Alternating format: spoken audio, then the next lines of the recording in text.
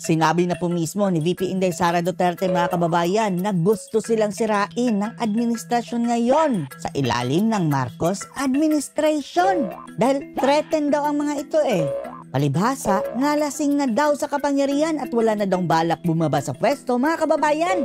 Kanilang ginagawa daw ngayong panghaharas dito sa mga Duterte ay preparasyon para sa pagsira sa kanilang mga kalaban. Dahil ang intensyon daw talaga nitong mga Marcos na ito ay mag-perpetuate sa power. Manatili na dyan sa kapangyarihan habang buhay. At sinabi rin po nito si VP Inday Sara Duterte, mga kababayan, na hindi na daw niya masikmura etong paglalaan ng budget sa gobyerno dahil hindi puro nagagamit ng tama ang pera ng bayan. Kung saan-saan na lang daw, mga kababayan, napupunta etong ating budget na lumalabas na ito ay nasasayang. Panoorin po natin, ha? Ikinagulat naman daw ni VP Sara ang survey ng Octa Research kung saan bumaba umuno ang bilang ng mga Pilipinong nagsasabing pro-Duterte sila. Nakakagulat lang kasi ngayon lang ako nakakita ng survey na ang tanong ay pro-Marcos ka ba or pro-Duterte ka ba? Ano kaya ang purpose nila niyan, no? Kung sure, mga kababayan, propaganda. At alam naman natin, mukhang dinoktor pa ang survey para ipamukhang mas malakas sila. Talagang gagastos ka ng pera para tanungin ng mga Milyones po ang gastos niyan. Kung pro-Marcos ka or pro-Duterte ka. Dapat siguro nilagay doon, pro-Pilipinas ka ba? I'm sure lahat yun lilipat doon sa pro-Pilipinas. Kapag papipiliin, mga kababayan, ano ka? Pro-Marcos, pro-Duterte, pro-Pilipinas. Lahat ng tatanungin pupunta sa pro-Pilipinas. Sa mo naman kaagad ang motibo dyan is perpetuation in power. So, lahat ng threat sa power mo, sisirain mo talaga. Pati na si VP Sara, mga kababayan. Kaya sinisira nila si Sara ngayon. It's very obvious. Sa lahat ng naririnig mo, nakikita mo na ginagawa, ang motibo dyan is ayaw ko na bumaba sa akin na ito. Sa akin na ito! Forever. Kaya forever! Sirain ko kayo lahat. Wala akong pakialam kung totoo man o hindi ang paninira ko sa inyo. Basta lang masira kayo. Yan yung motibo dyan. So, parang tripping ng isang addict, mga kababayan, no? All about politics. Everything is all about politics and power. Kinumusta din namin ang bise kung kumusta. Okay lang sana, no, kung etong Marcos administration, kung napakahusay talaga. Gumanda ang ating buhay. Bahala, habang buhay kayo dyan.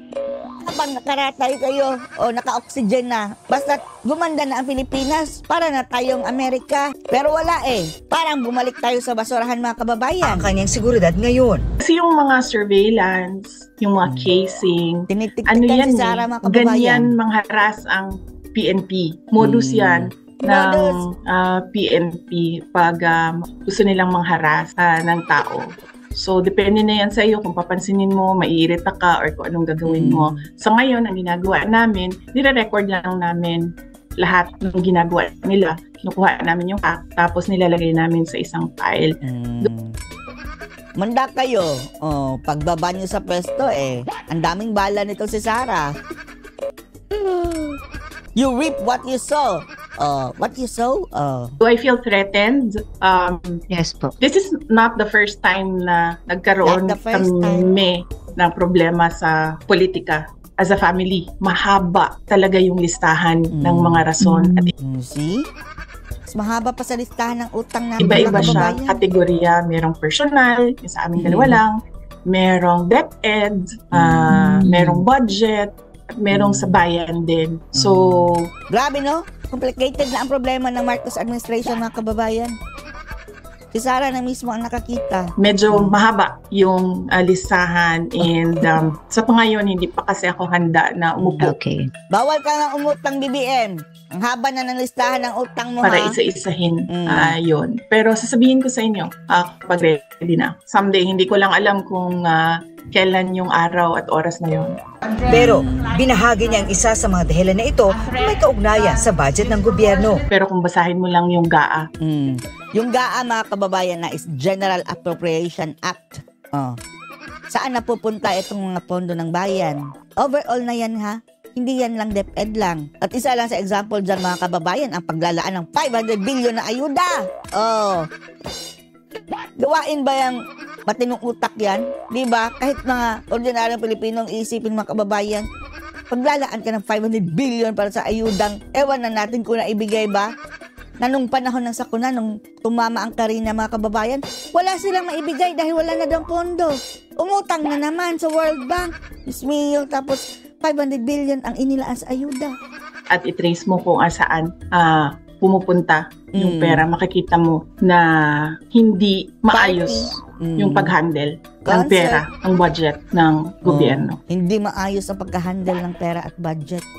Si Sara na mismo ang nagsabi, hindi niya matanggap mga kababayan na bakit ako napasok sa bangag administration na ito? Nagsisisi na ba, Sara? Oo. Tabla-tabla tayo, Sara. Maraming kami. Tayo. Oh. Akala kasi natin mga kababayan na nagbago na. Anyway, lesson learned. Pati si Sara mga kababayan. Lesson learned din. Mas mabuti na rin yun mga kababayan para matapos na ito talagang mga Marcos at kanilang reign of power mga kababayan. Dahil kung hindi rin niya naging presidente mga kababayan ang Marcos na ito, ay hindi rin yan titigil, di ba? Pati yung mga supporters sila. Gusto talagang iluklok hanggang maluklok mga kababayan. Ngayon, at least, alam na natin. Stop na kayo. Tuluyan na kayong matatapon sa basurahan ng kasaysayan. Sinubukan kong itama yung nakita kong mali. See? Ang daming nakita mali mga kababayan sa General Appropriation Act. Ang gumagawa po niyan mga kababayan ay pinangungunahan po yan ni Tambaluslos, pinsan ng Pangulo. Pero syempre, wala akong nakuhang suporta at wala akong nakitang pagbabago. Kaya sabi ko, hindi siya mauulit sa akin sa budget ng 2025. Hindi na gusto maging part mga kababayan ng mga kabalastugan ito si Sara. Part ngayon ng gobyernong bangag. Kumusta po ang relasyon mo ngayon kay BBM po, ma'am? Hindi na kami nagkita at hindi na kami nag-usap ni President Marcos. Mabuti naman. So wala akong description. Wala. Irrelevant na ang si BBM para kay Sara. Wala akong description sa relationship namin ngayon ni President Marcos. Hindi na kami nagkakausap. Dahon na si BBM para kay Sara. Who you? Wala na siya sa poder ng administrasyon, tila mas malayan ang nagsasalita ang vice-presidente. Nakahapon lang, naglabas ng kanyang mga puna laban sa gobyerno. Para sa vice, bato-bato sa langit. Matamaan ka sana. Para kay Inday Sara mga kababayan.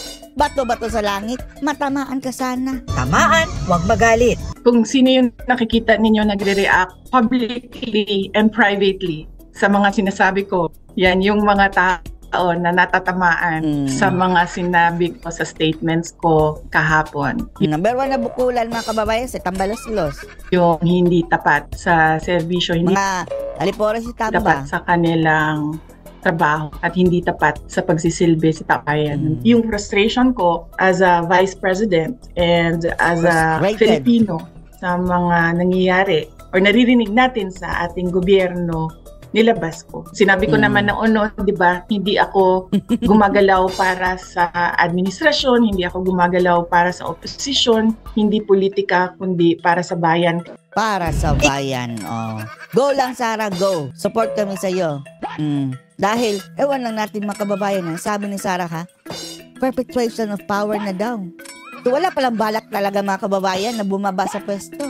Si Sara na mismo ang nagsabi wala nang balak ang gobyernong nagba ngayon. Ano na kayang mangyayari sa atin, no? Marcos habang buhay. Tapos, kapag bababa na ang ama, eto namang mga anak niya, si Charis Pempenko. Tapos, mga anak din ni Tambaluslos, another Tamba. Diyos mio, kawawang Pilipinas mga kababayan. Ay nako, sana sana matamaan. Sabi ni Sara, bato-bato sa langit, matamaan sana ito. At hindi lang sana maliit na bato mga kababayan, kundi asteroid. Anong masasabi niyo dito? Post your comments below.